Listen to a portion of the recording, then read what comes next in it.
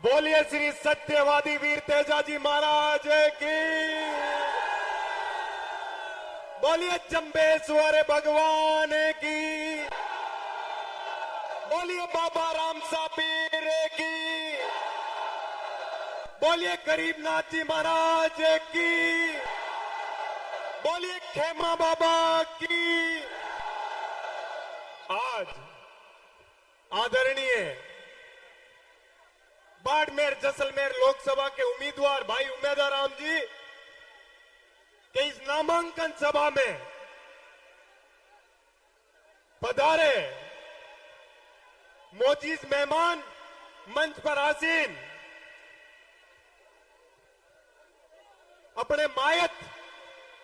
अपने मायतों के तुल्य आदरणीय श्री हेमाराम जी, आदरणीय कर्नल सोनाराम जी, आदरणीय साले मोहम्मद जी, आदरणीय हरीश जी चौधरी, रूपाराम जी मेघवाल, मदन जी प्रजापत, पद्माराम जी मेघवाल, महेंद्र जी चौधरी, फतेह मोहम्मद जी, सुनील जी परियार, गफूर अहमद जी, गोपाल जी और मेरे सामने विराजमान बड़े बुजुर्गगण और मेरे युवा साथियों,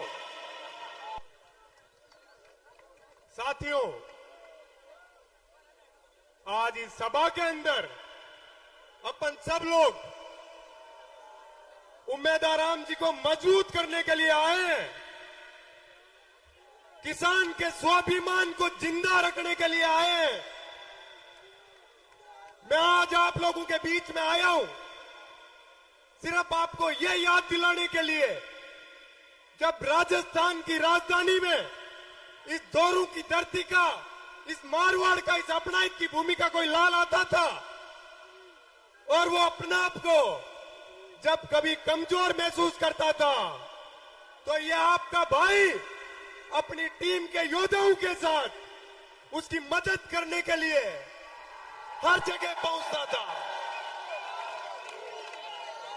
युवा साथियों,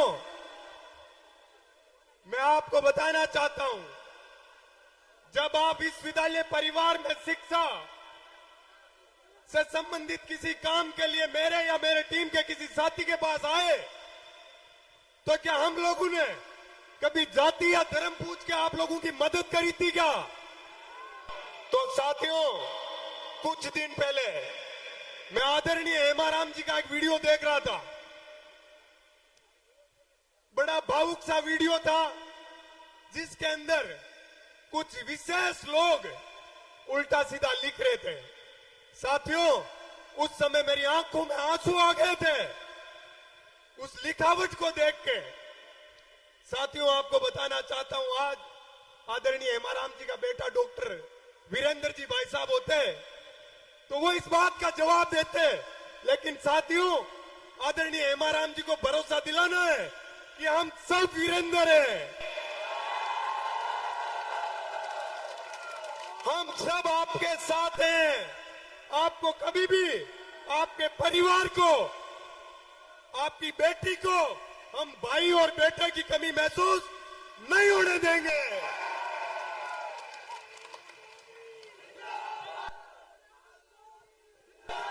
मेरे भाइयों, हेमाराम जी वो व्यक्ति है, जब मैं छात्र नेता था, संघर्ष कर रहा था, आदरणीय साहब मंत्री बने थे, मेरे घर आके मुझे आशीर्वाद दिया था, मेरे माता पिता को आशीर्वाद दिया था, भरोसा दिलाया था कि आपके बेटे के साथ कभी अन्याय होगा तो मैं मदद करूंगा।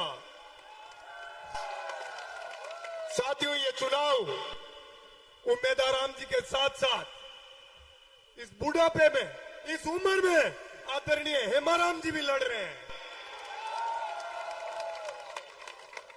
आप सब लोगों को बड़ी सजगता से, समझदारी से इस चुनाव को लड़ना है। लोग अपने को भटकाने के सैकड़ों प्रयास करेंगे। साथियों, मैं आपको बताना चाहता हूं देश की राजधानी के दुख और दर्द के बारे में। जब किसान, अन्नदाता देश की राजधानी में आंदोलन कर रहा था, किसके लिए? किसान की मजबूती के लिए, मजबूर की मजबूती के लिए, उस 36 कौम के युवा साथी के भविष्य के लिए सैकड़ों किसानों की सादत ले ली।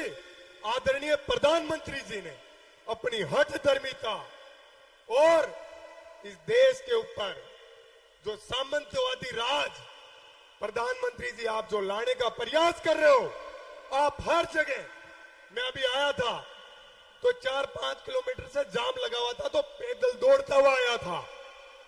मेरे साथ सैकड़ों जवान मजबूती से दौड़ भाग रहे थे। तो मेरे मन में एक सपना आया कि प्रधानमंत्री जी ने अग्निपथ योजना लाके इन युवा साथियों के सपनों की हत्या कर दी। साथियों, ये अपने सपनों के साथ, अपने साथ अत्याचार करेंगे, कब तक अपन सहन करेंगे? आप लोगों को जागना पड़ेगा, मजबूती से, समझदारी से लड़ना पड़ेगा। साथियों, आपको पता है कुछ दिन पहले उमेदाराम जी, हेमाराम जी, इन सब के सामने, हरीश जी के सामने काले झंडे लहरा रहे थे। उन झंडों का धुआं निकालने का टाइम आ गया है। साथियों, उन झंडों का धुआं नजर आना चाहिए। वोटों की ऐसी आग लगानी है, वोटों की ताकत से ऐसी आग लगानी है कि इनकी पीढ़ियां याद रखें कि जब जब आप किसान कौम के लाडले बेटे और बेटियों के साथ अन्याय करोगे, हम लड़ेंगे मजबूती से, हम भिड़ेंगे मजबूती से और इस अन्याय को हारना पड़ेगा। आदरणीय उमेदाराम जी अपने निजी खर्च से पिछले कई सालों से शिक्षा के संसाधनों को मजबूत करने के लिए काम कर रहे हैं। साथियों, जब ये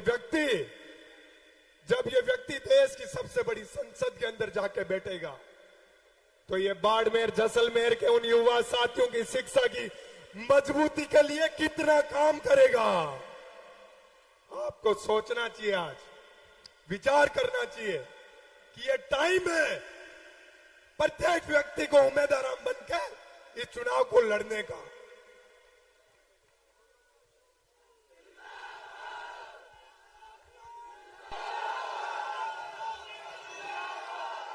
साथियों, आपको जीवन में, मेरी तो जीवन अभी शुरुआत हुई है। मैं जब राजस्थान विश्वविद्यालय का चुनाव लड़ रहा था, मेरे साथ भी जब अन्याय हुआ, बाड़मेर और जैसलमेर का मेरा मजबूत योद्धा युवा साथी हमेशा मेरे साथ रहा, इसीलिए मैं कभी हारा नहीं। इसलिए आज भी आप लोगों को ये ठानना है कि अपन सबका स्वाभिमान, किसान कौम का, संपूर्ण 36 कौम का स्वाभिमान दांव पे लगा हुआ है। प्रत्येक व्यक्ति को उम्मीदवार बेनीवाल बनके इस चुनाव को मजबूती से लड़ना है। मैं आदरणीय हेमाराम जी, इस उम्र में आपको इन युवा साथियों की फौज का जोश और जज्बा देखते हुए भरोसा दिलाना चाहता हूं कि इस चुनाव को हम मजबूती से लड़ेंगे। जहां भी टकराना पड़ेगा, हम पूरी मजबूती से टकराएंगे। बोलिए भारत माता की, भारत माता की जय, जय जय। धन्यवाद साथियों, राम राम सा।